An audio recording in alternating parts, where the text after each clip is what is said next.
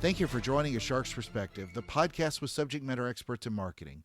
When you think of performance marketing, are you utilizing all of the best strategies to not only bring in a quality lead, but also how to keep that lead engaged and re-engaged as part of the customer journey? Rachel Schulties is the Executive Vice President of the digital agency at Digital Media Solutions, and she's a subject matter expert in performance marketing and lead generation. And on this episode, we'll discuss some effective strategies and techniques in targeting, remarketing, attribution, automation, and more.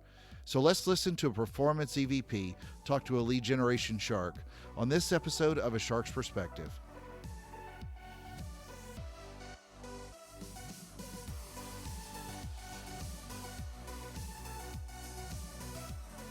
Rachel, thank you so much for being on A Shark's Perspective today. I'm really excited. Obviously, we've known each other for years, and I'd really love to dive into your mind a little bit in performance marketing. But if you would, at least tell us a little bit about your background and your career experience and where you have gone to get to the EVP role you're in today. Sure. Kenneth, thank you so much for having me today. So, as you said, my name is Rachel Schulties. I'm the EVP of Agency Services at Digital Media Solutions. I've been in the marketing advertising space for about 15 years, specifically focused in digital for the last 7. That space has evolved obviously tremendously over that time and really focused on customer and client support and making sure that we maintain relationships and adapt throughout the changes that we've seen in the environment. I think that this approach has really allowed me to grow and thrive at what is one of the fastest growing private companies in the U.S. today. We focus on team building, performance, working in harmony and cross media channels. And really, I think what makes my approach unique is that I really have an operations focused management style and approach to my clients' needs. Let's dive in then into performance marketing. So, Rachel, what are some of the trends that you've seen over the last several years, good and bad, that are evolving with performance marketing today? Sure, great question. So, the top trends that I have been seeing over the past few years probably narrowed down to the change and evolution of social media marketing, the integration of paid and organic search, and also voice search, which is really new to the space. So, if you had to take your crystal ball, where do you think some of the larger lead gen channels will be in the future? Yes, so I think social over the past few years has significantly grown in its place within lead generation. When social started rising, reputation management was a big ticket item, right? We are always having clients concerned about reputation. How do they respond to things? And I think this really lifted the what I would call organic social presence of our clients and their initiative to respond to things. I think now, although it's obviously as critical to respond and engage with people on your social platforms, people are more comfortable today with the idea that there is both positive and negative feedback, and both are opportunities to grow your brand. So, where we really focus in the social space is more on the lead generation initiative. And really, that is based on just targeted advertising, using seed audiences, lookalike targets, very optimized creative that changes frequently, and generating really high quality leads that convert very strongly in the funnel. So really, we've been very focused on that. We're shifting a lot of media spend towards social. Facebook continues to get bigger, and it's really somewhere that we know consumers who have purchasing dollars are today. So, have you seen Facebook lead ads be a game changer or not? It's interesting. So Facebook lead ads, I would actually say, is one of the um, negative things that have happened in the social space. So when this started coming, to the forefront, we expected this to be a game changer. Volume, easier for people to fill out, but really what we found was that the quality was very low because it had very low intent. You didn't have to do much to submit a Facebook lead ad because it's all pre-populated. And the ability to customize what you're getting was not as large. So I think there's absolutely a place for these types of initiatives, right? So if you're a client that wants to build your CRM database for, blasting email campaigns, coupons, big savings, this makes total sense. But if you're looking to generate inbound leads that are going to convert within a smaller cycle time or that don't have a specific offer, it's definitely not the place for that type of advertising. Yeah, agreed. So, what are your thoughts on Amazon moving into the ads market and sort of splitting up the duopoly of Google and Facebook? So I think Amazon is dipping their toe in everything right now, right? So we see them now launching subscription type lines, to compete with like the Stitch Fix of the world. We see them entering the ad marketplace. We also see them obviously very strong in the world of voice. So I think Amazon right now is dipping their toe in everything. They're going to see what is most profitable for them and makes sense for their engagement with the consumer. But really, in the world of attribution today, being able to touch a user via login to all these different platforms is the only way you survive, right? So Google has that because of Gmail. They're able to follow people around the whole universe. Same with Facebook, right? You have to log in. So Amazon has those keys to the castle, and being able to follow these people throughout all these different platforms, I mean, it's the natural next step for them. So, I wanted to ask you then about some effective performance marketing strategies. Kind of think of what are three of the most effective performance marketing strategies that advertisers are using today and should be using more even for lead generation. Yeah, so I think the number one thing our clients aren't doing that they should be is actually what happens after the lead is generated. So a lot of times people just think, we need more volume, we need the call center busy, but really they're not thinking about how to maximize what they're Amen. already purchasing. Yeah. So one of the first things I always talk about is either do they have marketing automation or some sort of automated nurturing or drip campaigns, right? So how are we reaching out to these leads? And two, how are you re-engaging them? We see a lot of success with clients. We can go back up to 2 years of leads that were qualified but didn't necessarily purchase and re-engage them and see a huge conversion rate. And for us to throw them into an email campaign or retargeting or SMS, it's really cost efficient. You've already spent the bulk. You already have all these costs sunk. It makes sense. So number one, I think that people need to be doing more of that automation and re-engagement component. On the front side of what do I see people are doing to generate the leads, um, it's really about a diverse media plan. So instead of historically people would go to a vendor or affiliate and say, I want X leads at X CPL. There was no cross-channel strategy. Today, you can go to a partner like a DMS and understand the user journey and target them and touch them throughout that journey and capture them at the right moment in time where they're likely to purchase.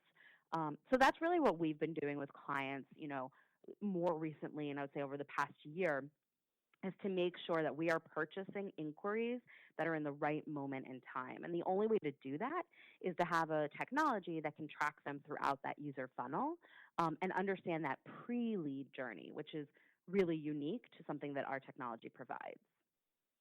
So another area which we often want to focus when we're launching a new client is understanding their target audience and creating lookalike audiences and personas. So in order to do that, a client has to have historical data, and often that's a challenge. When we talk to a client, they very often have like a technology break, and so they're not able to gather that information. But that is really critical to the most refined performance marketing strategy Or they have because it and if they don't we know what to do with it. that absolutely. So we'll take it. Our in-house analytics team will be able to identify who their purchaser is, whether that vary in different types of geographic areas, household incomes, gender, whatever it is, and then we'll create unique campaigns for each of those. So the creative speaks to that person, the messaging speaks to that person, the website we bring them to, all of that is very customized. We know people react better to very targeted information. And you don't want the person that's reacting to generic information because they're much higher in the decision making process, right? You want someone who has a one to one connection to your advertising so that they're in a decision making phase. So I'm going to kind of throw this on the flip side. What are three of the least effective strategies that you see advertisers using that you wish they weren't? Yeah, so I think the number one request that we often will get that we steer clients away from is volume buys, right? I don't care where it comes from. I don't care what it looks like. I want X amount of leads a day. Um, this is a waste. It's a waste of money. I would rather refine your buy and spend less in a targeted space that I know is going to convert than just kind of spray and pray. It's really not the best approach. And that's the number one mistake we see. Um, I would say the second thing is the ability to handle the volume you're getting.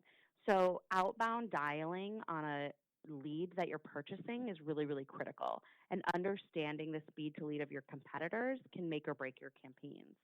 So, if you have a competitor that's calling leads within 30 seconds, you need to be calling them within 25. If you have a competitor, the nearest competitor is an hour, then obviously you have some more leeway. And really just coming up with unique ways to solve these challenges, right? So if you can't call within 25 seconds, maybe we send an SMS out. Understanding those gaps in the process will help us create a campaign that will be successful. So, Rachel, I know you've worked heavily in lead generation in a lot of different industries, home services, auto, travel. I mean, think of like Airbnb, Domino's, companies like that, Uber, big names. Which are the ones that you generally see are the easiest ones to generate leads, and why? So big brands for sure are easier to generate leads, but also the expectations different, right? So a lot Sure. of those, as I mentioned earlier, are what I call like CRM builders, and it's for coupon or offer purposes. So generating leads for big brands that have an offer is, the simplest option. But when you get into the more complex scenarios, it's it's a lot more interesting and a lot more ability to strategize and kind of pull the levers, right? So if you think about, we are very present in the disability space, and we have a lot of clients that focus on disability. And it's a really niche market, right? So whether you qualify, what type of requirements are in place in order to receive governmental services, it makes us have to really think out of the box. And from my perspective, those are the more fun campaigns, right? So, what are the more difficult industries then to generate leads in?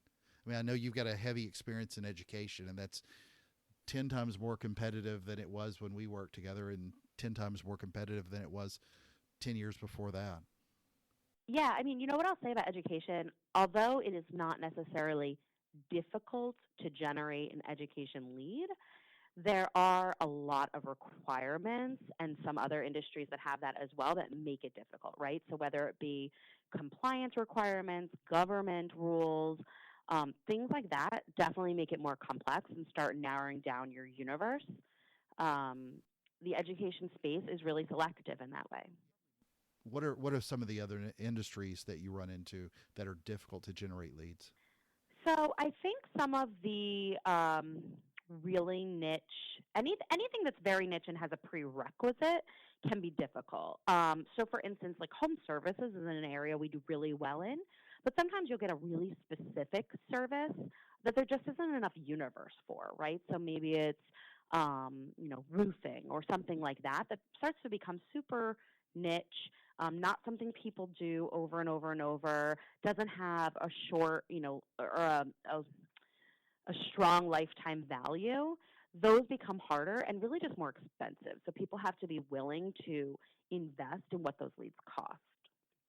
In a lead generation campaign, what are the things that someone really needs to have on their checklist that you often see missed? I mean, there's so many different pieces of the customer journey and the customer experience that are strictly even outside of all the automation tools, that people use, or the targeting, or whatever. What are the things that you see that people miss a lot of times when they start off on a lead generation campaign? So I think a strong infrastructure for the ability to handle what's coming is really important. We also see a lack of creative resources, right? So whether that be imagery, videos, copy, those types of things need to be refreshed more frequently than you can ever imagine. So definitely having a catalog of that. And really, lastly, the ability to track the lead through sale. So having a technology that can do that and ties all of your systems together, whether it be marketing automation, your sales tool, or your media buying tool. One of the most important things, and you and I've had many discussions about this prior, though, is attribution, which obviously is a real game changer. How do you address that with clients who, they don't know which channel either a lead or a sale came through because they don't have the right technology in place to do that? How do you, help address that with these clients that maybe don't have hmm those infrastructures in place? Yeah, so there's two things that are really critical to attribution. First is tagging, right? So understanding how to tag all of the creative and ads you're running in a way that can track a user journey is really, really important. A lot of people are not equipped to understand how to do that or have the manpower to actually execute it.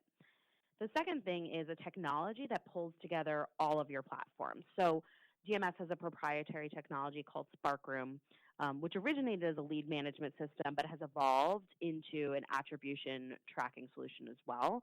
And basically, through the Google Click ID, it's able to track a pre lead and post lead information, and then we receive feedback from your CRM, right? So we're able to say, okay, before they became a lead on Facebook, they were served a Google ad, they were on Facebook, and then they filled out a form on Facebook over a 30-day period.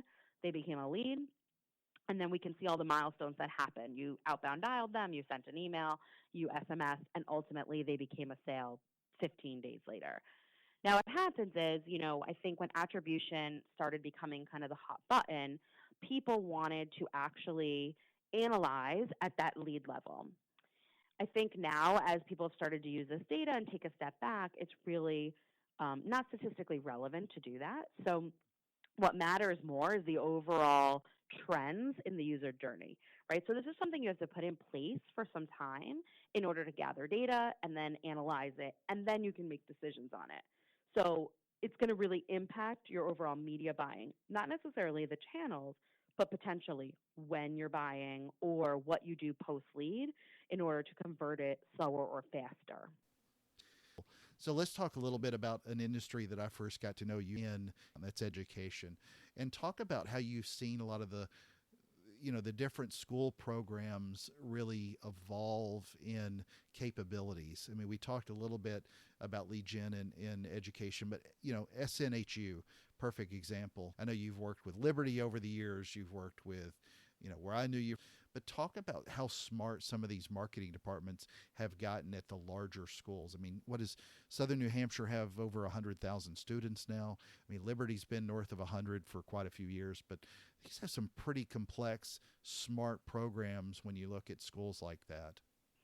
Yeah, it's the education space has changed dramatically in the past 10 years. Obviously, within regulations, it's changed a lot of the practices, but what has always continued to be very important in this space is efficiency. Um, you know, Especially as the unemployment rate continues to decline, efficiency and reaching out to your leads is super critical. I think education actually leads the pack when it comes to performance marketing in a lot of ways because of the call centers they've created, the processes they've created. I mean, some of these big schools can package up a student, and we're talking about loans, scholarships, placement, whatever all these components are, in 2 weeks, 10 days, 5 days. I mean, it's incredible. Whereas there are some companies, in other spaces that can't get you an item shipped in 5 days, right? So I think it's really amazing to see what has become. And I think the people who weren't able to adapt to this really fast paced environment didn't make it, right? We've seen a Yeah. lot of higher education institutions close. We've seen Those are the ones many that were running institutions. linear TV and billboard ads Exactly. still. Exactly. We've seen a lot of them shift away from that type of marketing. We've seen a lot of them shift from the for profit to the non for profit space. It's really about being able to make decisions and adjust your strategy in rapid speed. And that's really where the schools that have succeeded have been able to grow and change. And it's been a pleasure to work with many of those institutions that come to the table with ideas, and they're open to shifting their structure and operations. And I think any client I work with, that flexibility is always the key to success. Let's talk a little bit about, you mentioned TV and there being a big shift. Elaborate a little bit more about the shift from TV to digital. Yeah, so we're continuing to see online advertisers outspend TV, and in fact, this year, TV was outspent by 40 billion, which is pretty impressive. And the IAB says that digital advertising spend grew 28 or 21% in 2017, while TV and print continued to decline. What does this mean? Obviously, being within the digital space, this is extremely relevant to us. We continue to need to find formats that can be as engaging and influential as TV, whether that be, the subscription TV models, social, YouTube, things like this are ways to still use that type of content, but in more trackable formats. And really, that's what it all comes down to. Clients today, everything's about ROI.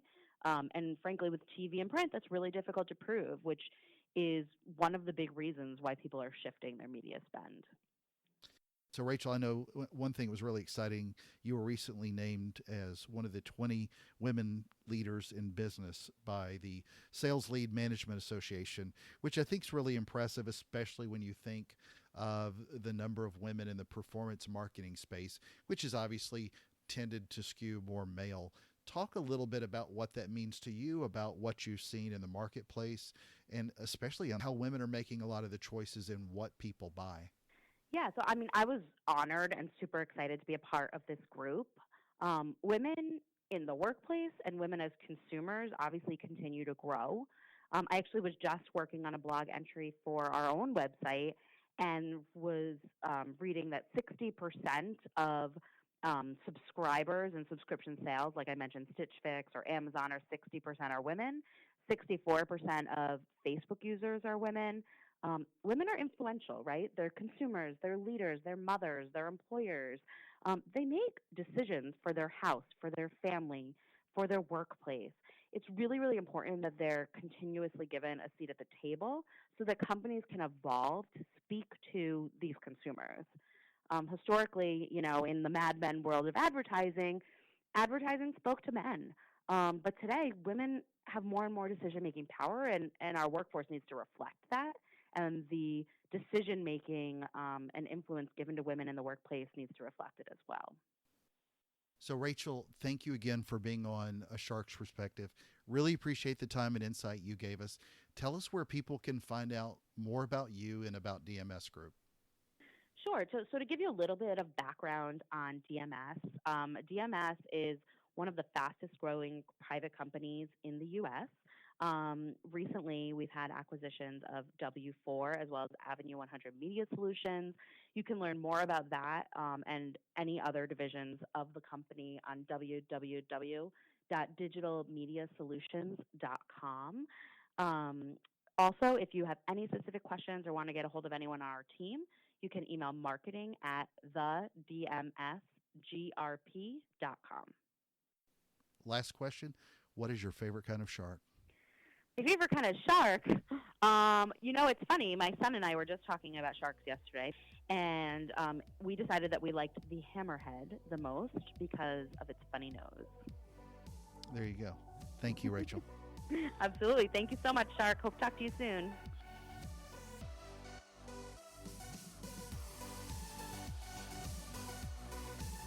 So there was my conversation with Rachel Schulties, the Executive Vice President of the digital agency at Digital Media Solutions, and she's a subject matter expert in performance marketing and lead generation. Let's take a look at 3 key takeaways from that conversation. First, 3 of the top trends that she sees in performance marketing are the change and evolution of social media marketing, the integration of paid and organic search, and voice search. Second, Not enough brands are thinking enough about the lead after it's generated. And make sure to use automation as a re-engagement component. You've got to understand the pre-lead journey and then what's needed to re-engage and then track them throughout the funnel. Third, looking at volume bias with lead generation is wrong. Spray and pray is not the best approach. Targeting your leads to get quality is the most important thing that you can do. It's quality over quantity. And furthermore, are you even able to handle the volume you're getting? You better be able to handle the leads more quickly, effectively, and uniquely than your competition. Got a question? Please feel free to find me on LinkedIn or send me an email to kenneth@asharksperspective.com. Thank you so much for taking the time to listen to this show regarding another one of the many components that makes up marketing today. So now is the time to be a top performer in marketing. I look forward to speaking with you again on the next episode of A Shark's Perspective.